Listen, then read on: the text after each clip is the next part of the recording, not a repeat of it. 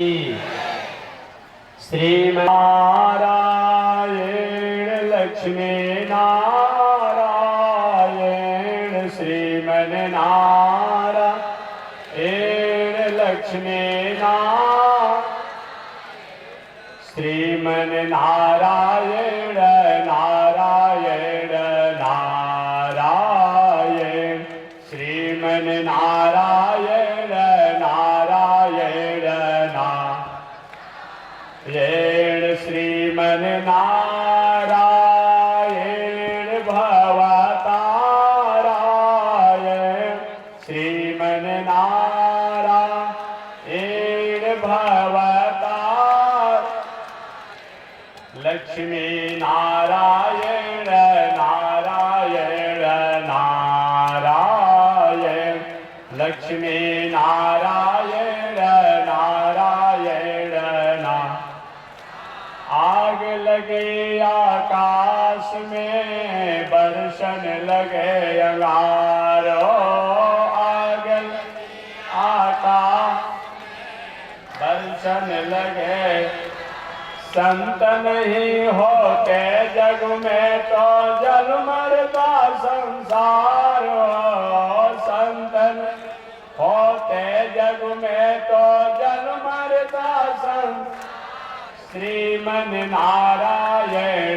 नारायण नारायण श्रीमन्नारायण नारायण येण लक्ष्मी नारायण नारायण नारायण लक्ष्मी नारायण नारायण बोलिए श्री लक्ष्मी नारायण भगवान की अनंताचार्य कृपया वेदांत द्वयपारगम रामकृष्णाग्र सद्भक्तम विश्वक्सेन मुनिं भजे काषायं यज्ञसूत्रं शुचिवपुषि तथा चोर्ध्वपुण्ड्रं च भाले यस्यास्ते दक्षहस्ते कलिकुमति गिरीन्द्रेन्द्र वज्रं त्रिदण्डं संसाराग्नि प्रशान्त्यै हृतजलममलं दारुपात्रं पवित्रं श्रीविश्वक्सेन सूर्यः पदकमलयुगं श्रेयसे संश्रयामि लक्ष्मीनाथ समारम्भां नाथयामुनमध्यमाम् अस्मदाचार्यपर्यन्तां वन्दे गुरुपरम्परां नारायणाय विद्महे वासुदेवाय धीमहि तन्नो विष्णुः प्रचोदयात् महालक्ष्म्यै च विद्महे विष्णुपत्न्यै च धीमहि तन्नो लक्ष्मी प्रचोदयात् तन्नो लक्ष्मी प्रचोदयात्। परमाराध्य श्री लक्ष्मी नारायण भगवान प्रातः स्मरणीय पूज्य आचार्य श्री के जुगल चरणों में कोटि नमन एवं भगवत भागवत आचार्य कैंकर्य पारायण महानुभाव। अभी आप अलग अलग स्थानों से आए हुए पीठाधीश्वर श्री महंतों द्वारा आप प्रवचन कथा को श्रवण कर रहे थे। चलिए उसी कड़ी में मैं भी अपनी बातों को निवेदन करूं। मेरा विषय मानवीय जीवन की आत्मा को अगर रंजन कोई करने वाला है उसका नाम है आत्मरंजन। हम शरीर के मनोरंजन के लिए तो अनेक प्रकार के काम करते हैं, कभी कहीं चले गए कभी कहीं चले गए शरीर के रंजन के लिए, कभी टेलीविजन देखने लगे तो कभी कैरम बोर्ड खेलने लगे, जो वे सब शरीर के रंजन के लिए है। लेकिन जो शरीर जिस आत्मा के कारण इस शरीर का परिचय और अस्तित्व बना हुआ है। उस आत्मा के रंजन के बारे में कभी आपने विचार किया? विचार होना चाहिए। शरीर को मनोरंजन करने के लिए हम अलग अलग कार्यों को करते हैं, लेकिन जो शरीर जिसके कारण यहां पर अपने अस्तित्व को स्थापित किया है वह है आत्मा। आत्मा अगर इस शरीर से न रहे, इस शरीर में न रहे, इस शरीर का कोई मतलब नहीं है। धनानि भूमौ पशवस्य गोष्ठे नारी द्वारे जना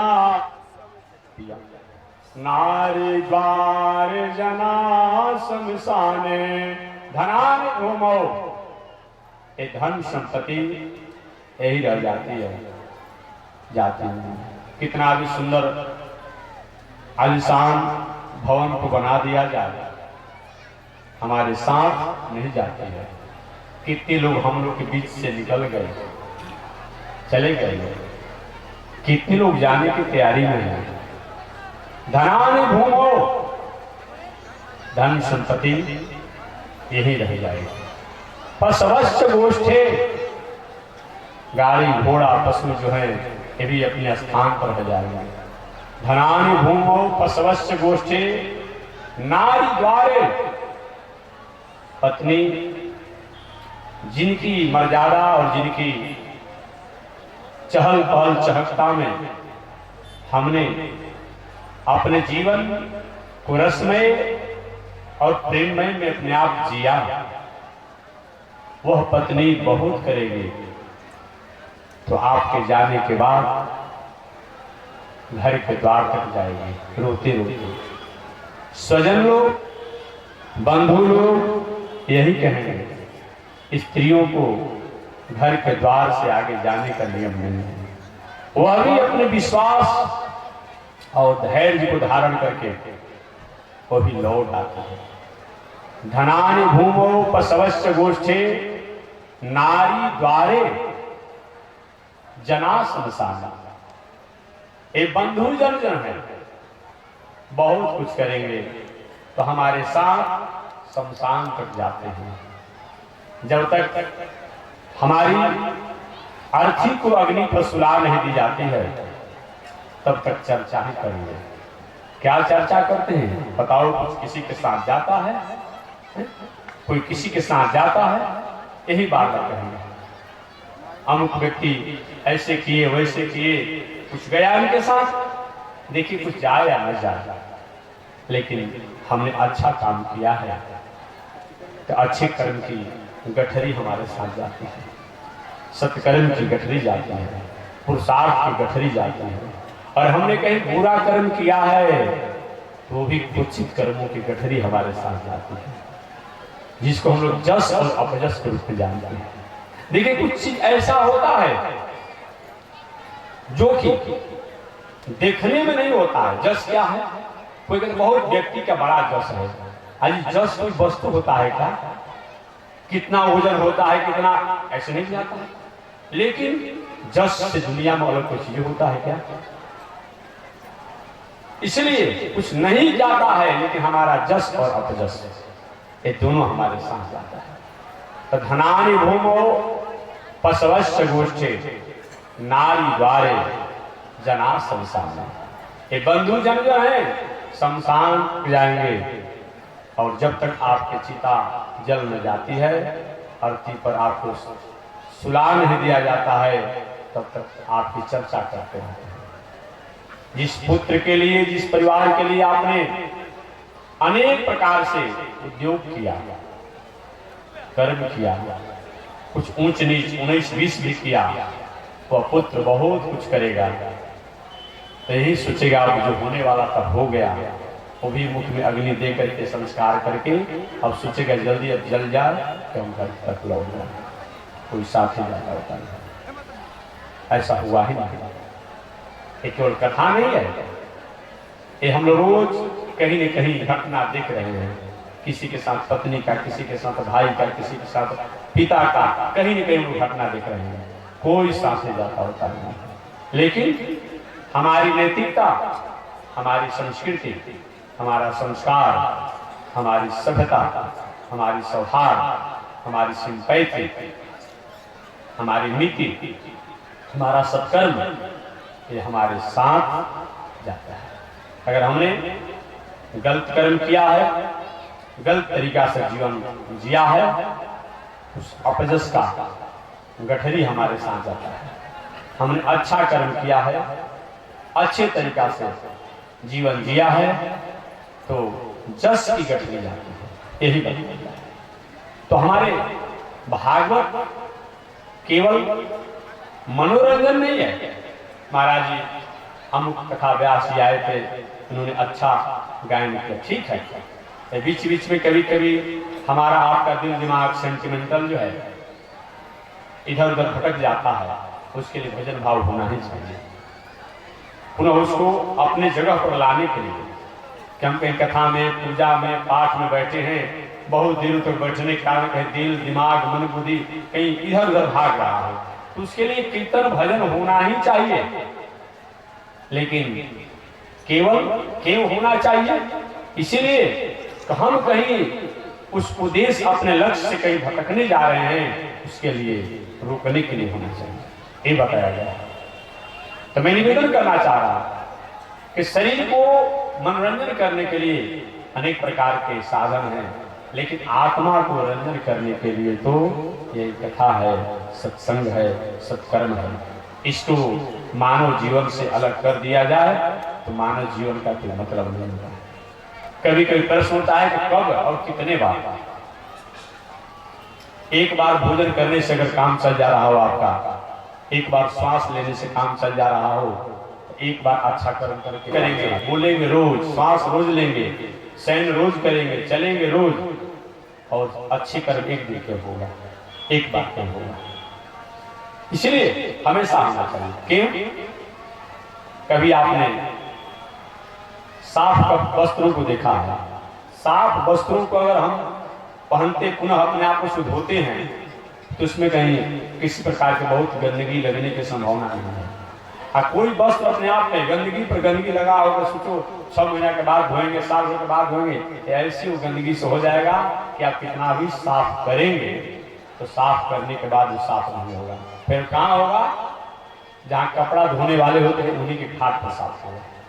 अब आपके बस की बात नहीं रह जाएगी। ये हम नहीं कर रहे हैं, ये भागवत में भी अपने आप में, जिसमें राजा परीक्षित श्री सुखदेव जी महाराज द्वारा जब नरकों के वर्णन जब सुन रहे थे कि अमुक काम करने से अमुक बात होता है, अमुक काम करने से अमुक नरक होता है, अमुक काम से अमुक नरक होता है, थोड़ा भयभीत हो गए राजा परीक्षित।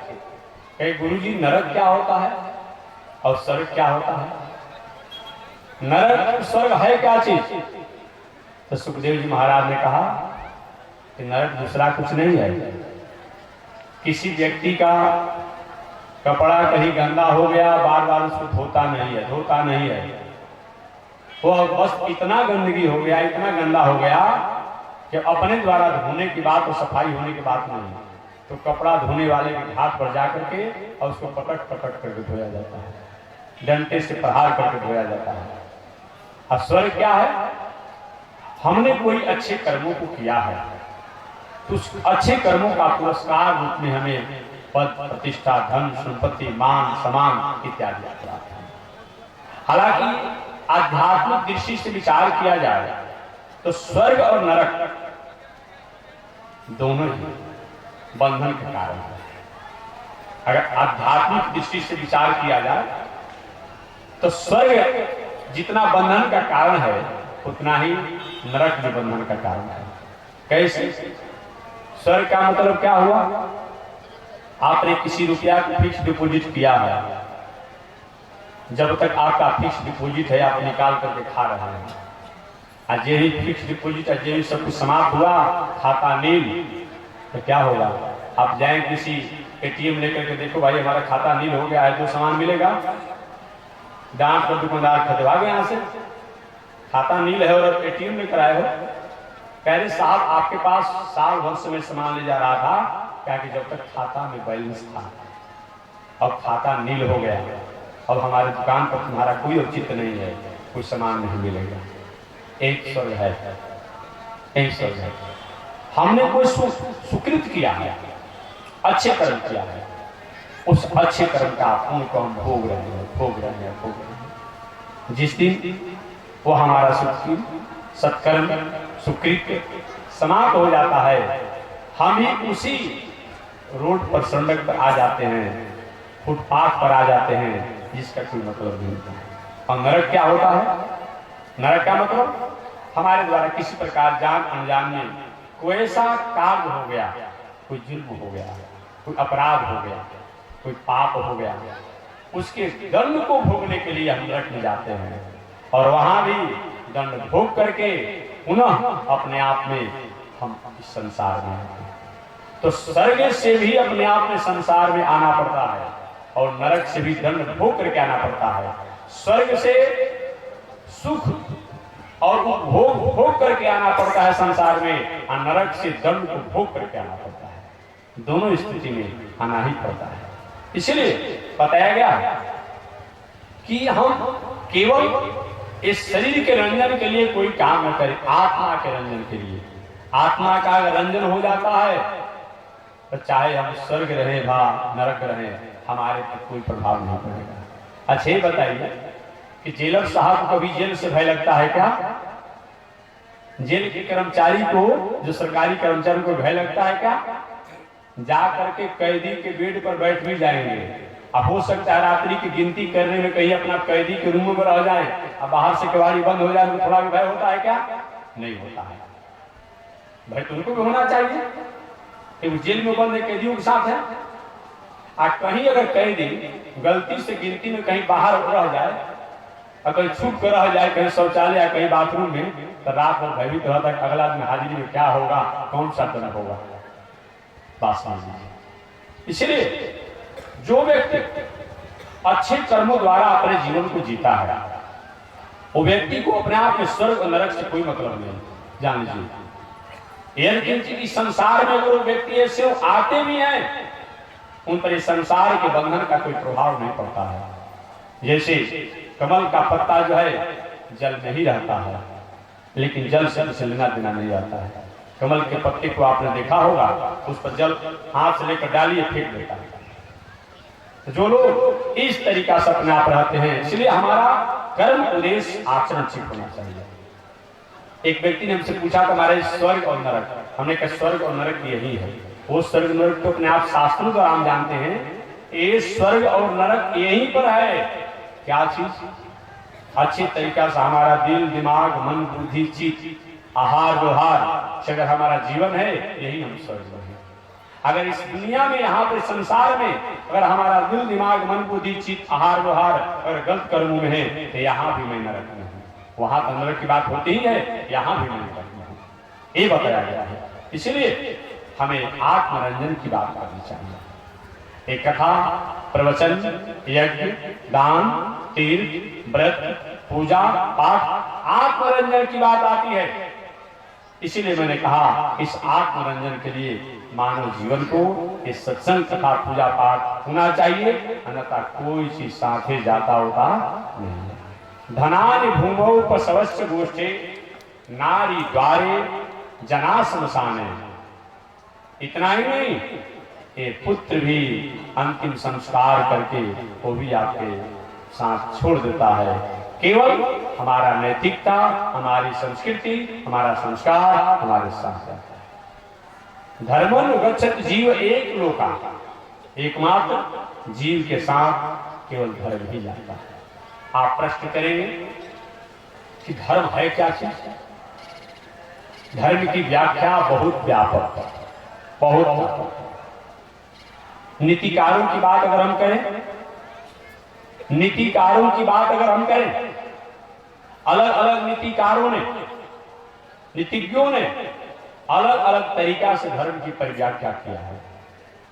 आज नीतिकारों ने धर्म की परिभाषा यही दिया कि जीवन में कर्म और पुरुषार्थ को करना, यही हमारा धर्म है। लेकिन धर्म का मतलब क्या होता है? धर्म में 2 अक्षर है, घ्रियते पतने इति धर्म। हम गिर चुके हैं, हम गिर रहे हैं, हम गिरने वाले हैं। ऐसी स्थिति में जिनको सुनने से, जिनको पकड़ने से, जिनको मानने से, जिनको समझने से, जिसको स्वीकार करने से हमारा भटकाव और गिराव वही पर रुक जाए, उसी का नाम है।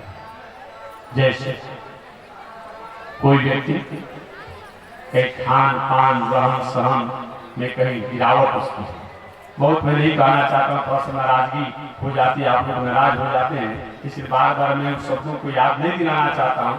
तो बहुत ऐसे लोग महानुभाव हैं जो भाई आए हैं, लेकिन उनके साथ न जाने किस जन्म का संस्कार है कि छूट नहीं पाता है, तो सुनते हैं थोड़ी सी उनके मन में क्षोभ होती है।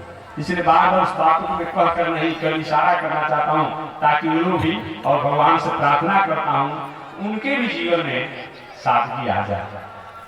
किसी के प्रति कष्ट पहुंचाना हमारा लक्ष्य नहीं है। किसी व्यक्ति को किसी प्रकार का गलत आचरण, गलत व्यवहार, कहीं मंदिर में जाने से, संत यहाँ जाने से, शास्त्र को सुनने से, अगर हम अपने गलत कर्मों को वहीं पर उपराम कर देते हैं, विराम कर देते हैं, स्टॉप कर देते हैं और अच्छे कर्मों में हम प्रवृत्त हो जाते हैं, इसी का नाम धर्म। धर्म का मतलब ये नहीं जैसा हमने धर्म की एक परिभाषा को समझ रखा है।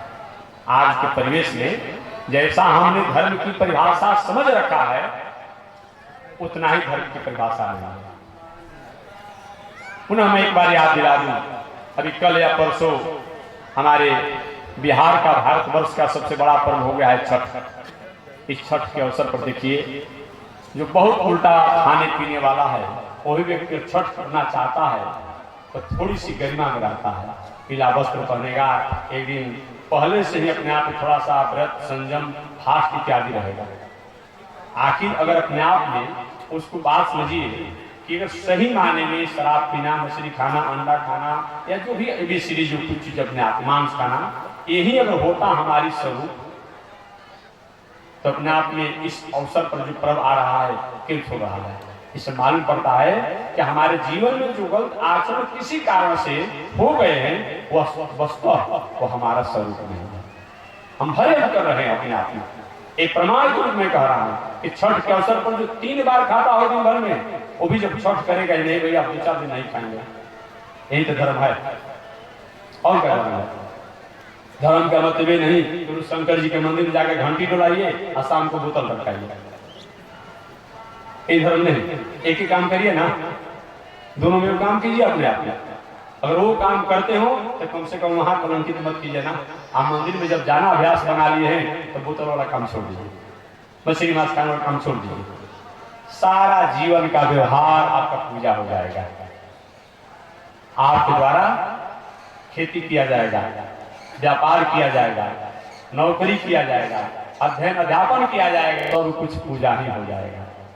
केवल मंदिर में जाकर के हम बैठे रहे, घंटी डुलाएं, पर हमारे आचरण में किसी प्रकार का सुधार न हो, कैसी पूजा? किस प्रकार की पूजा? ऐसे पूजा से क्या होगा?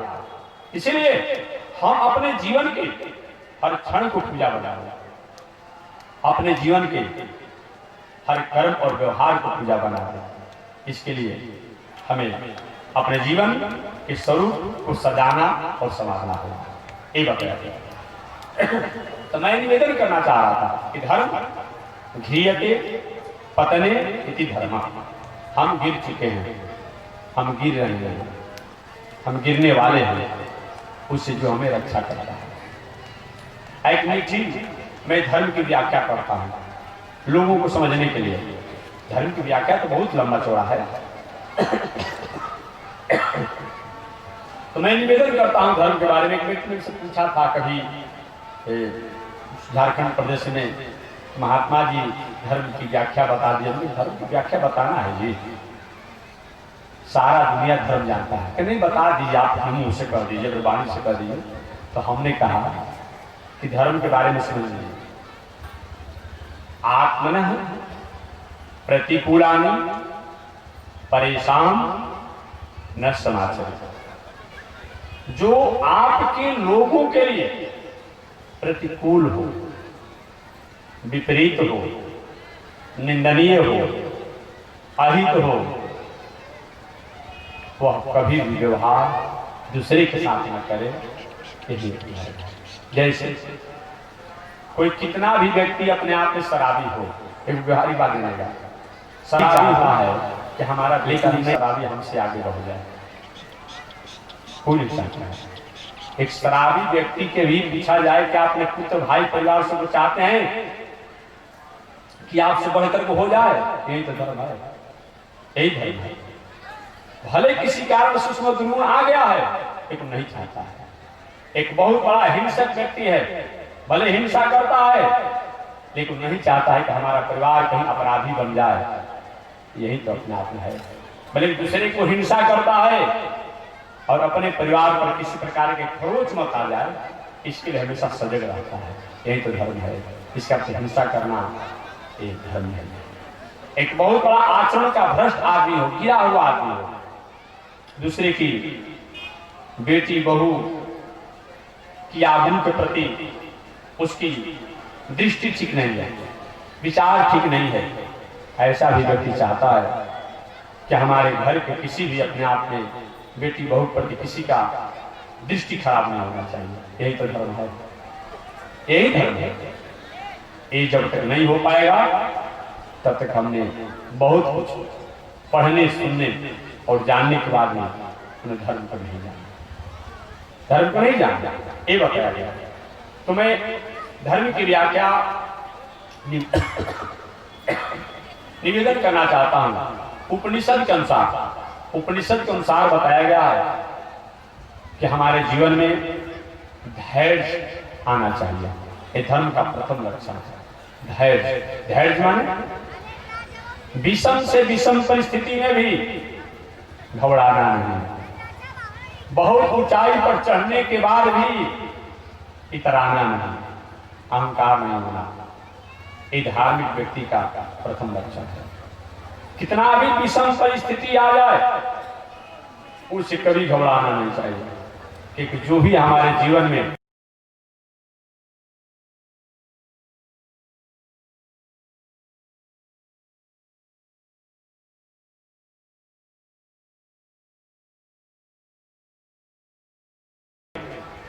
विषम परिस्थिति आ रही है उसका कारण मैं ही हूं, दूसरा कोई नहीं है। जो भी हमारे जीवन में विषम परिस्थिति आएगी उसका कारण मैं ही हूं, उसका भी स्वीकार करना चाहिए। ये बताया गया। कितना भी ऊंचाई पर आप चढ़ जाइए, धन से, जन से, पद से, वैभव से, ऐश्वर्य से, कभी भी समाज के लोगों को रौंदने का काम मत कीजिए। कहीं रुपया हो गया, धन हो गया, पद हो गया और आपसे कुछ कमजोर लोग हों, उन पर कहीं ऐसा मत कीजिए। बल्कि आवश्यकतामंद जो लोग हों, अगर आपके पास पद धन हो गया है उनको बढ़ाइए। एक धार्मिक व्यक्ति की पहचान है।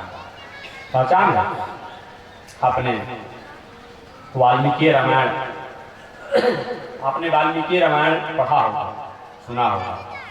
वाल्मीकि रामायण में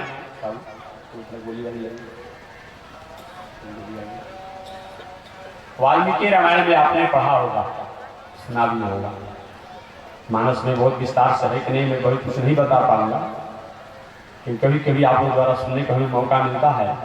लेकिन वाल्मीकि रामायण में बताया गया है कि भगवान श्री राम संत महात्माओं के दर्शन करके और सबरी के आसन पर गए।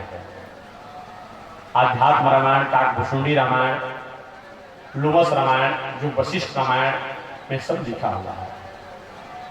शबरिया पूजितः सम्यक जाते दशरथ आत्मज। शबरी ने भगवान श्री राम का जैसा सत्कार किया वैसा और कहीं रामावतार में भगवान श्री राम ने समान और सत्कार कर नहीं पाया। क्यों? जबकि भरद्वाज ऋषि के आश्रम पर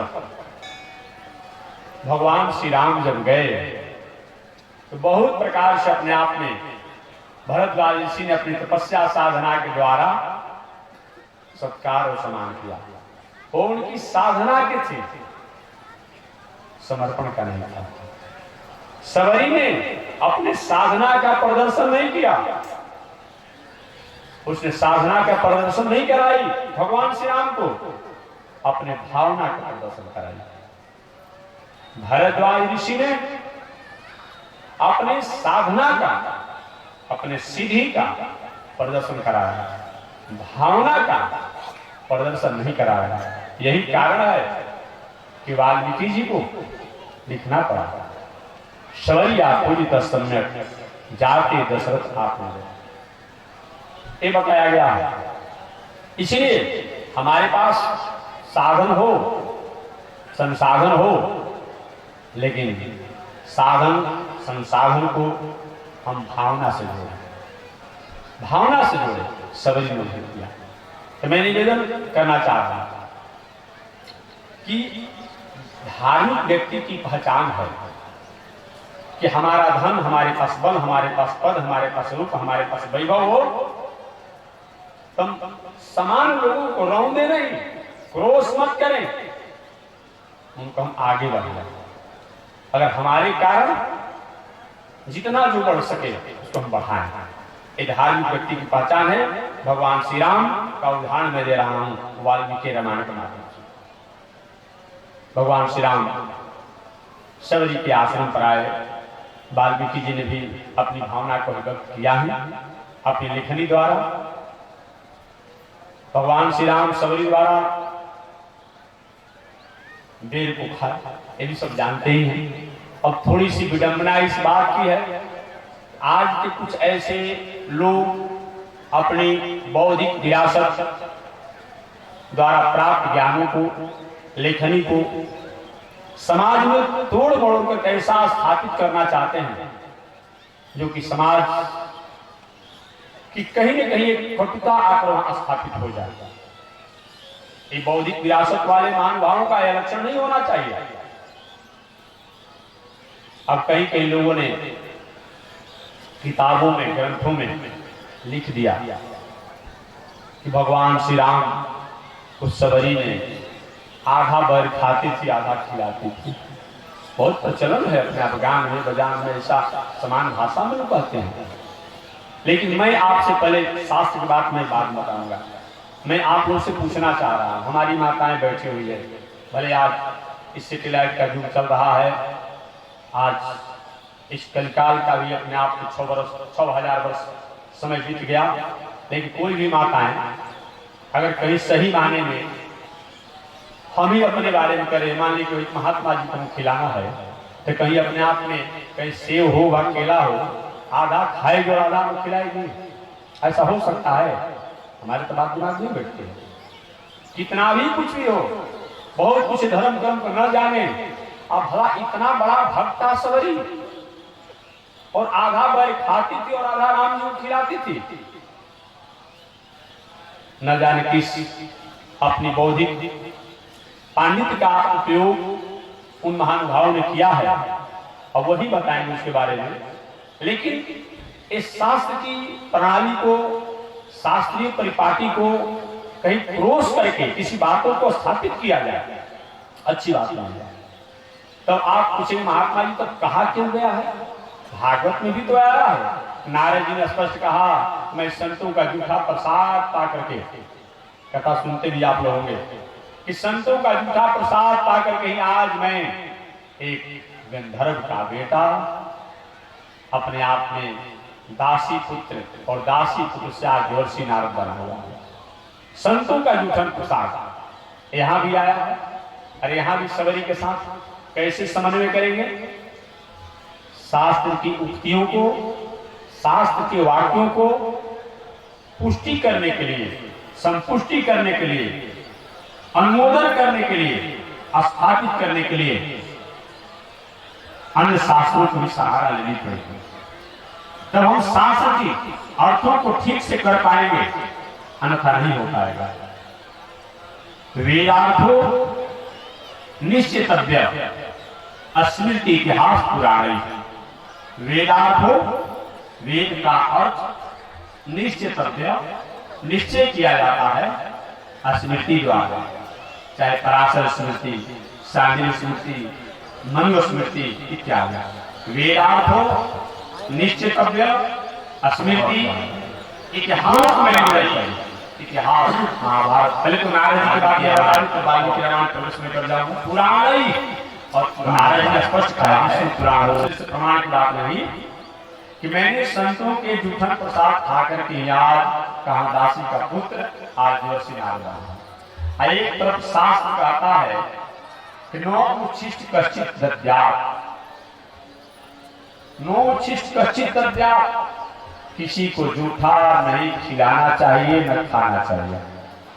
एक तरफ यहाँ नारद ने बात कहा, इसको समन्वय करना पड़ेगा ना, समन्वय करना पड़ेगा। एक तरफ कहा गया कि उच्छिष्ट खाना नहीं चाहिए, और दूसरी तरफ यहाँ नारद ने सम कहा कि हम जूठा संतों को प्रसाद खाए हैं। लिखा है कि उच्छिष्ट भोजन स्वान जोनि, जो भोजन जूठा खाता है और खिलाता है, दोनों उच्छिष्ट भोजन, उच्छिष्ट भोजन करने वाला कुत्ता के जोनी में जन्म लेता है। स्वान जोनी, खाने वाला खिलाने वाला भी अधोगति को प्राप्त होता है। यहाँ पे नारद जी कहे हैं। अब इसका मतलब क्या हुआ?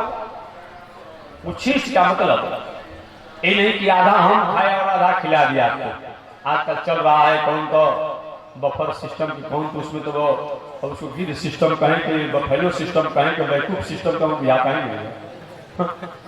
तीनों को दिया जाए तभी कोई आपत्ति नहीं है। बफेलो सिस्टम कहा जाए कि बैकूफ सिस्टम कहा जाए, दोनों हाथ से निकालता है लोग, खाता है लोग, निकालता है लोग, खाता है।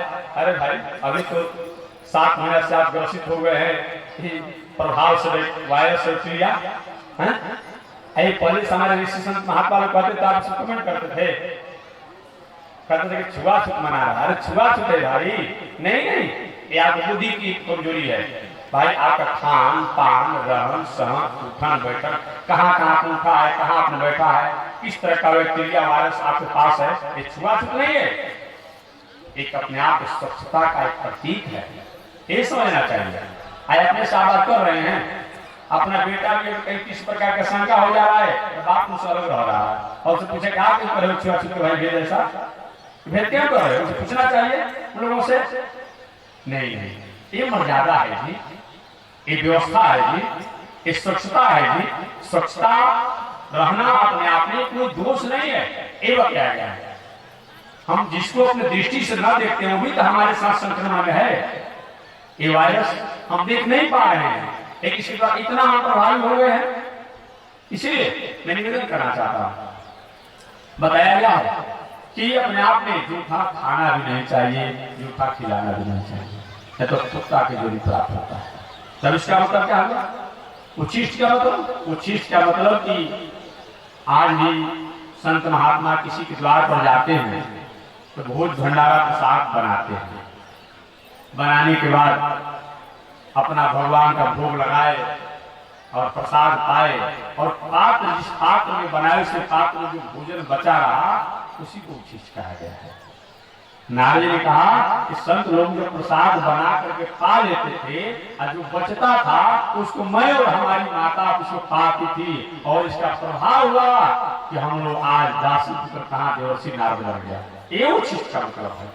उच्छिष्ट का मतलब ये नहीं होता है जो कि आज अपने आप में परंपरा चल रही है। एक व्यक्ति ने हमसे पूछा था तो हंसी के रूप में हास्य के रूप मैंने उनसे कह दिया, उन्होंने कहा महाराज पत्नी को पति का जूठ खाना चाहिए कि नहीं?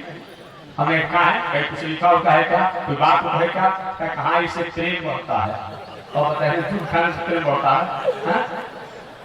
होता होगा शायद देहात में से परंपरा होगी, हम बहुत कुछ नहीं जानते हैं। हो सकता है कि ऐसे अपने आप में पत्नी कहे अपने पति का जूठ खाती होगी, मैंने खाने के बाद छोड़ते होंगे, हमको बहुत पता नहीं है। कभी किसी ने पूछा होगा हमसे, लेकिन मैं कहना चाहूंगा कि नहीं ऐसा मत कीजिए। बहुत प्रेमी आपको करना है, कभी प्रेम रहेगा, प्रेम भाव बना रहेगा, यही काम कीजिए ना। दूगो भोजन के अपने भगवान का भोग लगा करके और पति के सामने रख दीजिए। एक पति से कहे कि इसको अपना स्पर्श कर लीजिए और उसको रख दीजिए अपने पाने के लिए, एक पति को दे दीजिए। अब आधा खा लिया, उसके बाद आप खाएंगे तो इससे प्रेम बढ़ेगा कि प्रेम में खटास हो जाएगा? समझ लीजिएगा, ऐसा काम मत कीजिए। शास्त्र में निषेध है और व्यवहारिक भी नहीं होना चाहिए। यही चलिए मैं सबरी की तरफ आ रहा हूं। जहां तक सबरी की बात आप करते हैं कि सबरी जो है अपने आप में भगवान श्री राम को आधा बैल खिलाई और आधा खाई, अपने आप में खाई और आधा खिलाई। यहां पर कैसे समन्वय होगा? सबरी जैसा इतना बड़ा भक्ता, इतना बड़ा भक्ता, समझिए एक बार गुरु जी ने कह दिया मतंग ऋषि, सबरी तुम राम राम कह, तेरे घर राम आएंगे। राम जी जंगल में घूमते रहे, ऋषि कुमारों ने कहा सबरी मैया, अरे जिस राम का तुम भजन करती हो, गुरु जी ने तुमको बताया, वो राम जी जंगल में घूम रहे, चलो ना दर्शन कर लो। सबरी मैया ने, ये बात नहीं कि राम जी की प्रति अरुचि थी, अश्रद्धा थी, सूची कि अगर कहें हम राम जी के दर्शन करने के लिए अपने आप जाए आश्रम पर किसी ऋषियों के, कहीं राम जी दूसरे मार्ग से रास्ता में कहीं हमारे आश्रम पर आ जाएंगे, अगर आ जाएंगे हम ही गुरु जी चले गए, कहीं आतिथ्य सत्कार नहीं होगा तब क्या होगा? गुरु जी के वचनों का क्या हो जाएगा?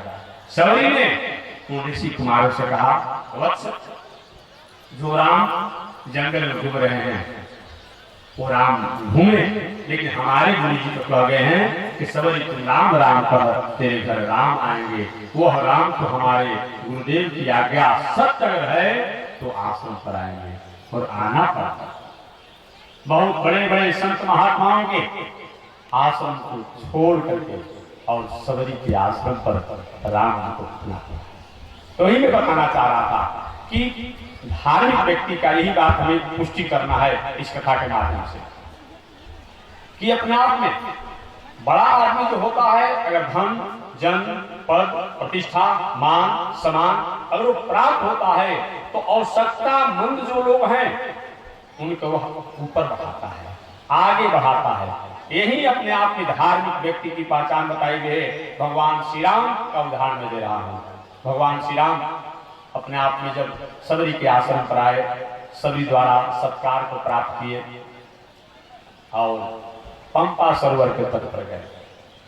पंपा सरोवर के तट पर जब गए, भगवान श्री राम ने सबरी माता से कहा, हमारी इच्छा है, देखिए जान करके भी अनजान हो जाना, यही कभी कभी किसी को गरिमा को बताना होता है। भगवान श्री राम सबरी माता की गरिमा को बढ़ाना चाहते हैं, क्योंकि सबरी मैया हमें पंपा सरोवर में आचमन करने की इच्छा है। सबरी मैया के नेत्रों से अश्रुधारा बह गया, रोने लगे। प्रभु क्या कह रहे हैं? पंपा सरोवर के तट पर आप आचमन तर्पण करना चाहते हैं? भला ऐसा पंपा सरोवर का जल कहां रह गया है? ये पंपा सरोवर का जल आपके तर्पण और आचमन करने जो नहीं है। भगवान श्री राम ने कहा तब क्यों? कि ये मेरे गुरुदेव द्वारा इस पंपा सरोवर के जल को सात्विक कर दिया गया है। अच्छा, एक ऐसे हुआ? सबरी ने पूरा इतिहास बताया। हमारे गुरुदेव अपनी तपस्या साधना द्वारा अपना जीवन जीते थे। कभी किसी काल में उनके द्वारा कोई वैसी अपने आप में जान अनजान में कोई घटना हो, इस पर सारे ऋषियों ने मिलकर के मेरे गुरुदेव को अपमान करने के लिए अपने आप में उनको एक तरह से अलग कर दिया। मेरे गुरुदेव ने भी अपनी भावना आवेश में आकर के और कहा कि जाओ, मेरे द्वारा अनजान में कोई ऐसी बात हुई और आप लोग हमें इस तरह अपमान करना चाहते हैं। आज के बाद मैं वचन देता हूं, मैंने अपने तपस्या द्वारा अपने जीवन में परमात्मा से अलग अपने जीवन जीने की कोशिश नहीं किया है। एक पंपा सरोवर का जल जो है एक खून जैसा लाल हो जाए, वही कारण है कि पंपा सरोवर का जल जो है खून जैसा लाल हो गया था। उसका कोई पान उसके बाद से कोई नहीं करता था, कोई तर्पण नहीं करता था, कोई स्नान नहीं करता था। अब देखिए कितनी गरिमा बढ़ा रहा है अपने आप में। भगवान ने कहा तब कैसे होगा? सबरी ने कहा प्रभु मैंने सुना है आप जब बाल्यावस्था में थे, विश्वामित्र आश्रम की तरफ आपकी यात्रा हो रही थी, और विश्वामित्र आश्रम से जब आप जनकपुर की यात्रा किए, मार्ग में एक बहुत दिन की पाषाण शिला पर आपके चरण का धूल पड़ा और वह नारी के रूप में हो गई गौतम ऋषि तो पत्नी। प्रभु आप चाहें इस सरोवर में केवल आप अपना पैर रख देंगे, बस हमें विश्वास है कि यह सरोवर का जल पवित्र हो जाएगा। भगवान श्री राम ने कहा माता मैं तपस्वी हूं, मेरे पास वैसी कहां ताकत है तो मैं इस सरोवर में अपने पैर को रखूं तो सरोवर का जल निर्मल हो जाएगा। लेकिन मैं कहता हूं कि अगर तुम्हारा चरण रज इसमें पड़ जाए तो निश्चित रूप में अपने आप में सरोवर का जल पवित्र हो जाएगा। सबरी ने कहा ऐसा मत किया जाए, ऐसे हमें संकट में मत डाला जाए। लेकिन भगवान ने बार बार जब आग्रह किया तो सबरी ने जे भी अपने पैरों को स्पर्श किया और जल निर्मल हो गया। यही बड़ा आदमी का है। जबकि भगवान चाहें तो सही माने अपने आप में उस पंपा सरोवर के जल को अपने आप में पवित्र निर्मल कर सकते थे, लेकिन सबरी की गरिमा को बताने के लिए उन्होंने क्या किया, अपनी गरिमा को कुछ कमजोर करके छिपा करके उसी गरिमा को बढ़ा दिया। यही महापुरुषों का लक्षण होता है, यही अपने आप में धार्मिक व्यक्ति का लक्षण होता है कि धार्मिक व्यक्ति जो होता है वो कहीं किसी प्रकार की स्थिति पर ऊंचाई पर चढ़ता है तो अपने से अगर कहीं कोई व्यक्ति बढ़ने को अधिकारी हो, बढ़ने का अगर अधिकारी हो मर्यादा को अपने आप में, तो उसको वह बढ़ाने की कोशिश करता है। इसी उदाहरण में मैंने सबरी का उदाहरण किया, क्योंकि ये धार्मिक व्यक्ति की प्रथम पहचान बताया गया है कि धीरती इसी का नाम धैर्य है, इसी का नाम धैर्य है। दूसरा क्षमा, धन जन पद प्रतिष्ठा मान समान हो तो क्षमा तो होना चाहिए, लेकिन मेरी क्षमा का कहीं कोई दुरुपयोग करता हो, मेरी क्षमा करने से राष्ट्र का, समाज का, संस्कृति का, संत का, शास्त्र का कहीं अवहेलना हो रहा हो, अपमान हो रहा हो, तिरस्कार हो रहा हो तो वहां चुप नहीं लगाना चाहिए। चलिए पुनः वाल्मीकि रामायण की तरफ में उदाहरण के रूप में लौट रहा हूं। ऐसे भगवान जो कि श्रीमद् वाल्मीकि रामायण या मूल रामायण आप जो पढ़ेंगे तो वाल्मीकि रामायण या मूल रामायण में अपने स्पष्ट लिखा हुआ है कि 16 गुणों से अगर संपन्न कोई है तो भगवान श्री राम हैं। स्मित हैं, कोमल हैं, सरल हैं, सहज हैं, दयालु हैं, सौम्य हैं, शिष्ट हैं इत्यादि। ये गुणों से संपन्न भगवान है। वह भगवान श्री राम जब बक्सर में विश्वामित्र बाबा के साथ आए और जग की रक्षा करने लगे, जग के अवसर पर कोई असामाजिक व्यक्ति, उपद्रवकारी व्यक्ति उपद्रव करेगा तो छोड़ दिया जाएगा कि जैसा उपयुक्त होगा वैसे उससे व्यवहार किया जाएगा। ये बक्सर का उदाहरण है, ये जान लीजिएगा। भगवान श्री राम 5 दिनों तक जग बीत चुका था। 6 दिन तक परंपरा है प्रायः जग करने की। 6 दिन विश्वामित्र बाबा ने बक्सर में जग किया था। 5 दिन जग हो चुका था। 6वां दिन का जग था, समापन की थी, पूर्णाहुति अपना होने वाले थे। संयोग से 5वां दिन की रात्रि अपना 1 दिन मात्र बचा था, मारी सुबाहु और तड़का आ गए। विश्वामित्र बाबा तो भयभीत हो गए। भयभीत इसलिए नहीं थे कि राक्षस हैं, विश्वामित्र बाबा के पास वो शक्ति थी, वो ताकत थी कि चाहे तो मारी सुबाहु और तारका को समाप्त कर सकते थे। जिनके पास ये ताकत है, जो दूसरा इंद्रलोक बनाने की शक्ति रखते हो, एक काम नहीं कर सकते हैं। लेकिन उन्होंने विचार किया मैं संत और ऋषि रूप हो चुका हूं, अब हमारा ये स्वरूप नहीं, हमारा ये स्वरूप नहीं है, यही विचार करते हैं। और विश्वामित्र बाबा एक हे रघुनंदन, हे लक्ष्मण, देखिए जिसका भय था वो राक्षस और राक्षसी आ गया। हमारे भगवान श्री राम ने विश्वामित्र बाबा से कहा प्रभु गुरुदेव आप आशीर्वाद दें, शांत रहें। सब ठीक हो जाएगा।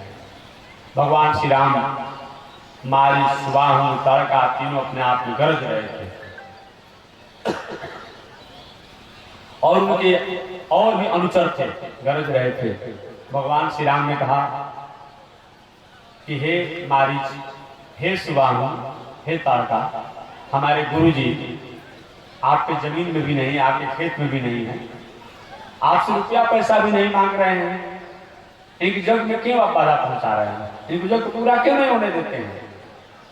मारी सुबाहु ने कहा, ए दशरथ के बेटा, इसी भाषा में किसी आप किसी कोई बात कहते हैं, ए दशरथ के बेटा,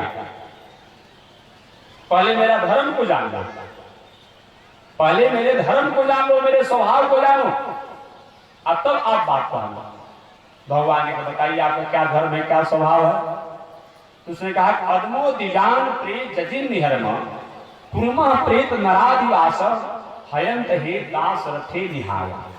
ए दशरथ के निहाय, ए दशरथ के बेटा, जो ब्राह्मण क्षत्रिय वैश्य इत्यादि जो पूजा पाठ सत्कर्म करके रहते नियम धर्म से, उनको तो हम पकौड़ी जैसा खा जाते हैं। जैसे पकौड़ा स्वादिष्ट लगता है, उनको खाने में, उनको चबाने में स्वाद आता है।